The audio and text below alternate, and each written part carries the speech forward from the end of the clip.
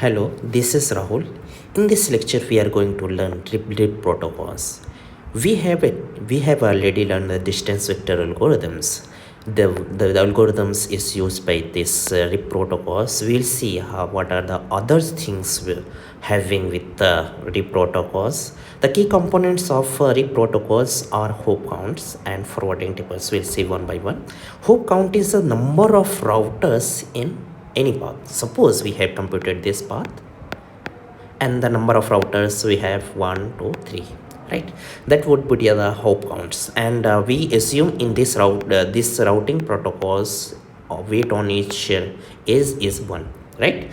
The forwarding, second thing is forwarding table. How do we prepare the forwarding table?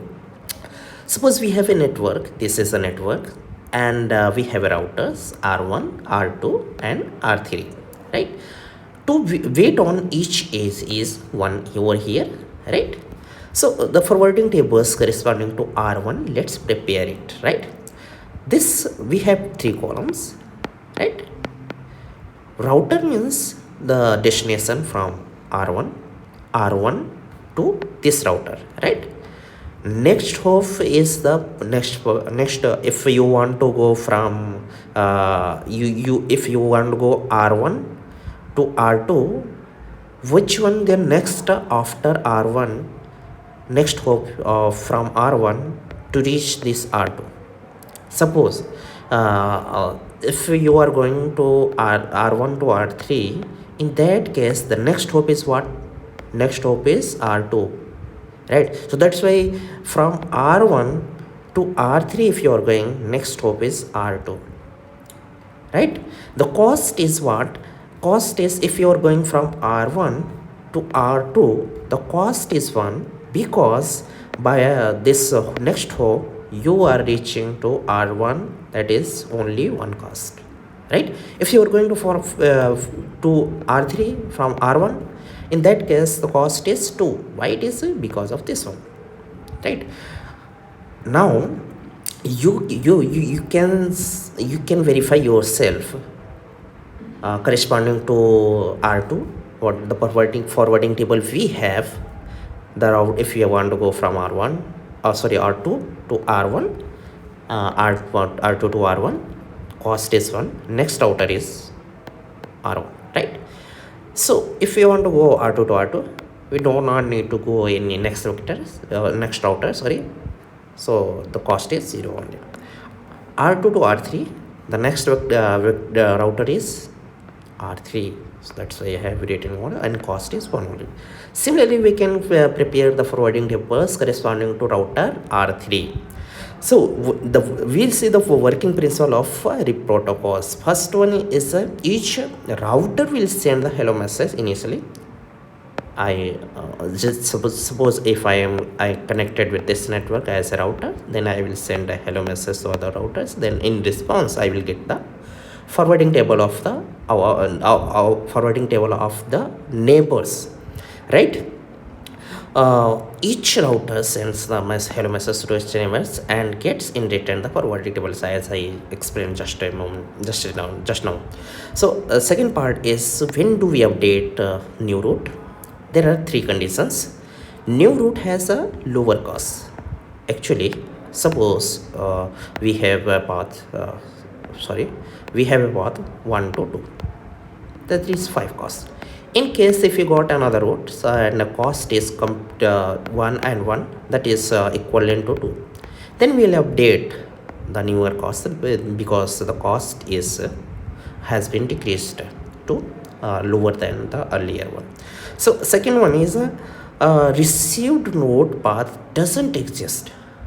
If there are some technical changes happen, suppose one is connected to 2 and the connection about disconnected, in that moment of time, so we will have to update the tables, right? What if in next cycles, because every 30 seconds we update the tables after stabilities of the forwarding tables, right?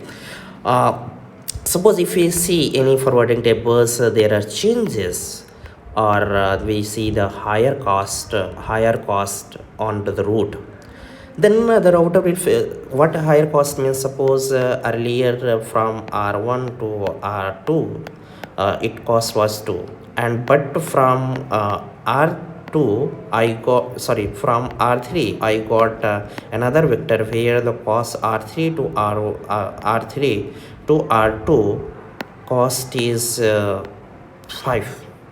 Then we have to make change on R1. Why it is so? Because R1 will think there has been any change in the topology, physically in topology of networks. That is the reason in every 30 seconds we have to make the change in the make the change in forwarding table if the cost of routes get higher, right? So what are the disadvantages? We'll look at that. This is the main very important things being asked in exams when the RIP protocols being asked. The first one is limit on devices. We will connect how many devices we can connect. Devices in what is here? Routers, right? The number of devices we can connect in the networks when we use RIP protocols, which is 15, and how counts 16, right? Number means the path of routes can be possible, which is 16, right? Because the cycle of graph is possible, right? That is the reason number of edges is 16 and number of routers we may have 15 at most, right? So second disadvantage of RIP protocol is slow convergence. Slow convergence due to it is coming because of count to infinity problems I have discussed in previous lectures, so you can watch it out. So third one is a low bandwidth utilization. Suppose why low bandwidth utilization? Because if there is a road, then there is a link, and the cost on this the cost of reaching from 1 to 2, the cost is 1.